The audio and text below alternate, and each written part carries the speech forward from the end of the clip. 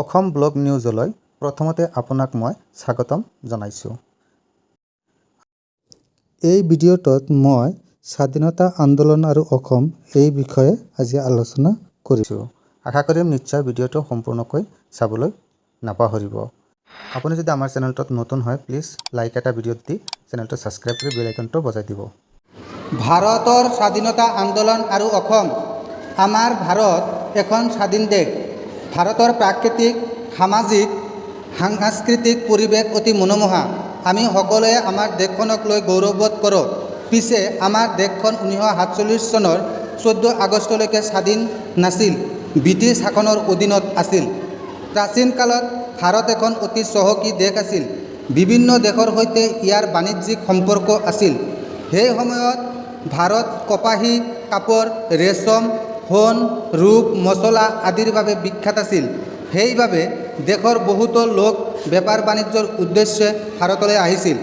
তাৰ ভিতৰত ইংৰাজসকলে ভাৰতত একচেটিয়া বেপাৰ কৰিবলৈ সক্ষম হৈছিল।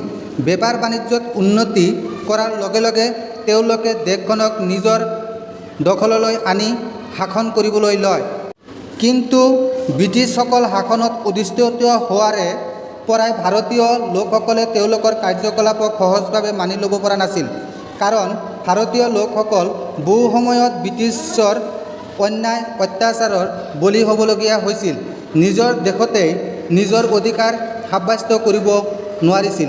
ফলত ভাৰতীয় লোকসকলে অসন্তুষ্ট হৈ ব্ৰিটিছ শাসনৰ বিৰুদ্ধে প্ৰতিবাদ কৰিবলগীয়া হৈছিল।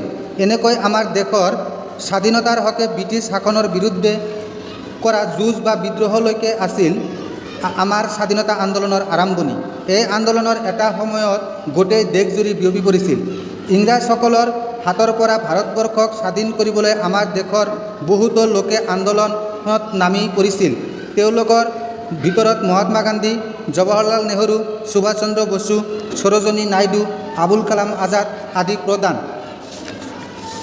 ভাৰতৰ স্বাধীনতা সংগ্ৰামত অসমৰ মানুহেও বহুতো অৰিহণা যোগাইছিল। আমাৰ অসমখন 1826 চনত ইয়াণ্ডাবু সন্ধিৰ পাছত ইংৰাজৰ অধীনলৈ যায়।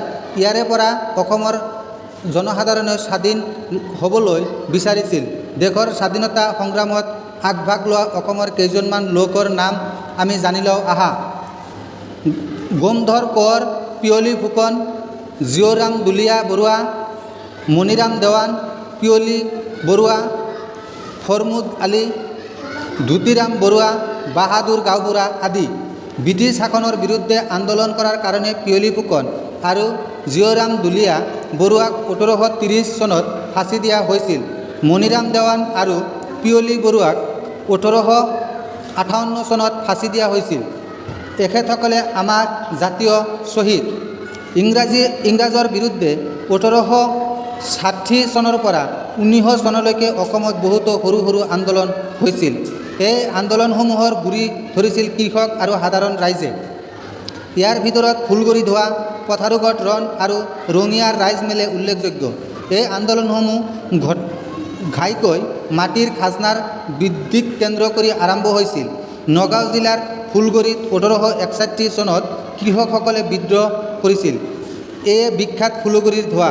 এইদৰে 1893 চনত ৰঙিয়া আৰু 1894 চনত দৰং জিলাৰ পথাৰুঘাটত কৃষক বিদ্ৰোহ সূত্ৰপাত হৈছিল। 1920 চনৰ পৰা 1947 চনলৈকে হোৱা আন্দোলনসমূহৰ বিষয়ে জানি লওঁ আহা। 1920-21 চনত মহাত্মা গান্ধীৰ নেতৃত্বত অসহযোগ আন্দোলন হৈছিল। সমগ্ৰ অসমবাসীয়ে এই আন্দোলনত ভাগ লৈছিল। অসমত এই আন্দোলনৰ নেতৃত্ব দিছিল কেইবাগৰাকীমান ব্যক্তি, যেনে চন্দ্ৰনাথ শৰ্মা, তৰুণৰাম ফুকন, নবীন চন্দ্ৰ বৰদলৈ, নলিনীবালা দেৱী, শ্যামাচৰণ দেৱ, হাজী মহচিম আলী চৌধুৰী, গংগাদয়াল দীক্ষিত আদি। 1930 চনৰ পৰা 1932 চনলৈ দেশৰ আইন অমান্য আন্দোলন চলিছিল।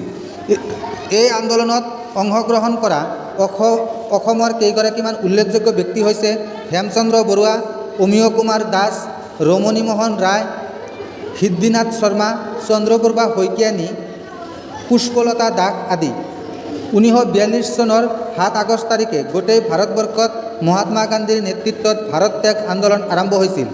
অসমত এই আন্দোলনত নেতৃত্ব দিয়া কেইগৰাকীমান লোকৰ নাম হৈছে লোকপ্ৰিয় গোপীনাথ বৰদলৈ, বিষ্ণুৰাম মেধি, মহম্মদ তৈবুল্লাহ, ফখৰুদ্দিন আলী আহমেদ, কমলা মিৰি, ভীমবৰ দেউৰী, অৰুণ কুমাৰ দে, হৰলাবালা দেৱী আদি।